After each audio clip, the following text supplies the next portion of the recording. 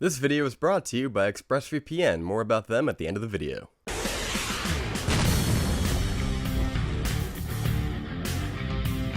An aspiring fashion designer is mysteriously able to enter the 1960s, where she encounters a dazzling wannabe singer. But the glamour is not all it appears to be, and the dreams of the past start to crack and splinter into something darker. Hey everybody, welcome back to another episode of Burns Reviews. My name is John, and before we begin, if you want early reviews just like this, be sure to give the video a thumbs up and a like, and ring that bell, you know what's up.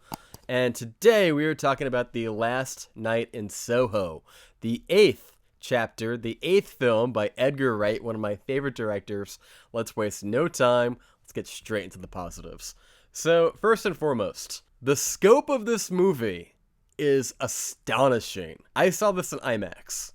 I was lucky enough to get an early screening for this. I'm gonna go see it again on Thursday night. The scope of it, visually stunning, captivating, awe-inspiring, mouth on the floor. When we see the main character, played by Thomasin McKenzie, but also transformed into Anya Taylor-Joy, travel back to the 1960s. It's eye candy. I mean, everything is just a spectacle, and it's absolutely just awe-inspiring. And Edgar Wright, I say this very simply, very honestly, that this is his best directorial outing. Easily. As far as the visuals go, there's no topping that. I was a very big fan of Baby Driver that came out in 2019, or was it 2018, I believe it was. And it was very different than what came before it. I mean, I loved Hot Fuzz and Scott Pilgrim and the Cornetto trilogy, which was Hot Fuzz, Shaun of the Dead, and The World's End. All great films, all hysterical.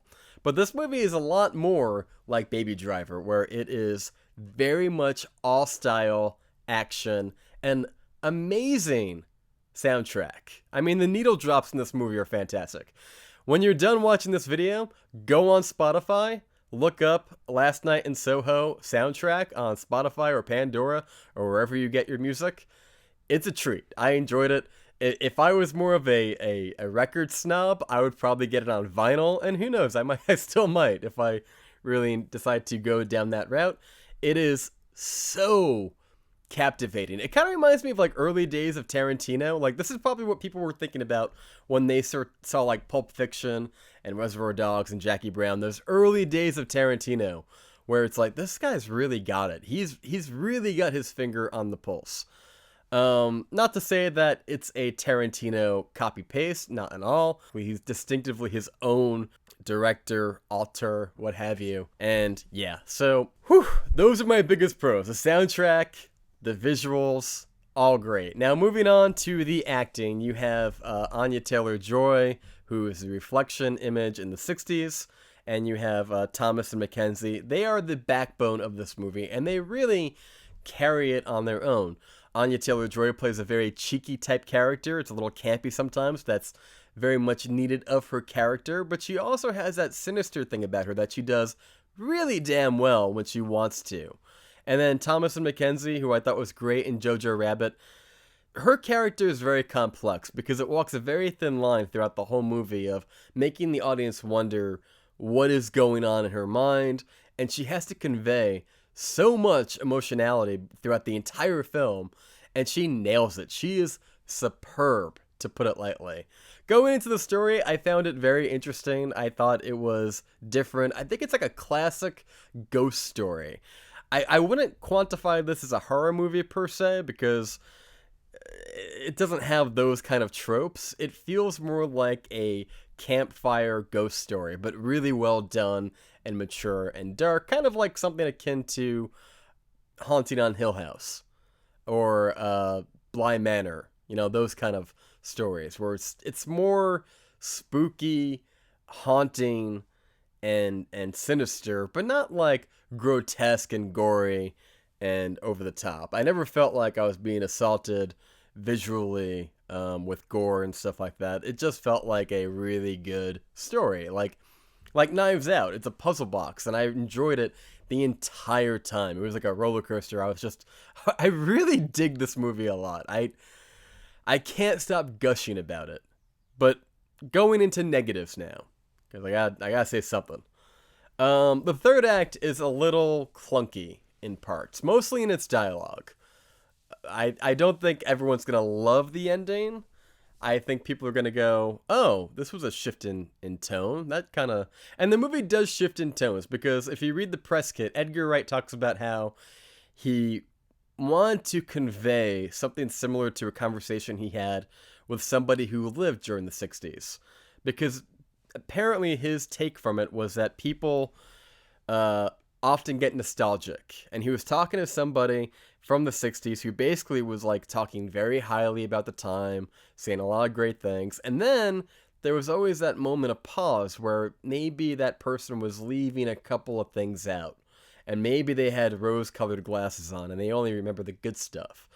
And I think a big theme in this movie is to remember that no matter what time you're living in, every time period has a lot of flaws to it. You know, we look back and we only remember the things that we want to see, but every time has different issues, different problems that generation has to overcome and deal with. So it's important to just enjoy to be living in the time that you're in, because while your problems are more unique to a different generation, it all washes out in the end. There's no best time or worst time. It's just different. And I think that's what Edgar Wright captures really well. So there are shifts in tones. Like I said, the first half is very much glitz and glamour. It's the Swinging 60s. And much like the trailer conveys, it does start to take a dark twist into the surreal and sinister, and like you would expect, it gets a little dark. Little ghost story-esque. And I think it was beautifully conveyed. I mean, granted, I think many people will say that the middle of the movie does slow down a little bit, but honestly, I think I found that to be refreshing, because I think you have to slow down a little bit after everything that happens in the first half of the movie.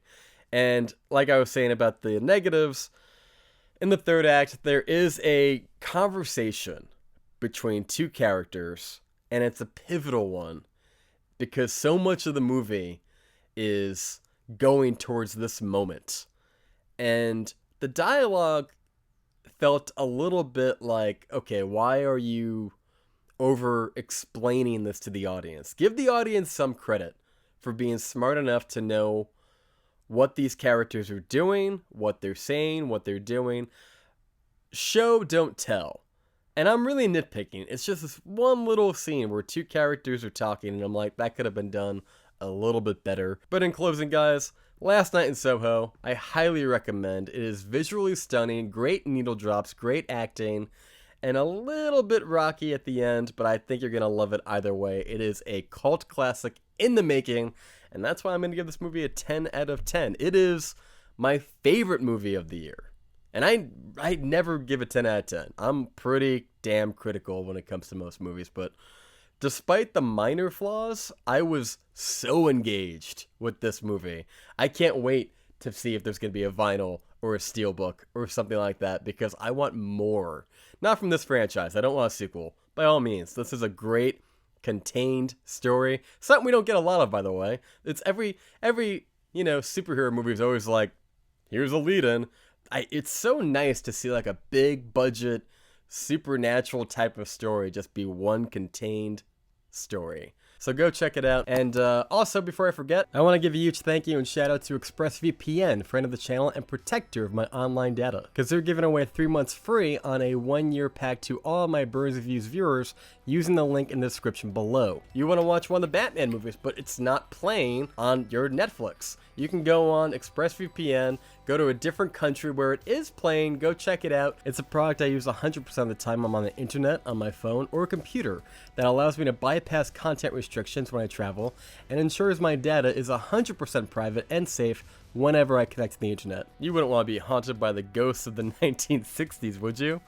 Well, with ExpressVPN, it's like having a safeguard from all those ghouls and goblins. You can safely browse the internet without anybody collecting your data or information. Click on the link below to find out how you can get 3 months absolutely free. And until next time, guys, thank you so much for watching. I have been John. You just got burned. We will see you next time.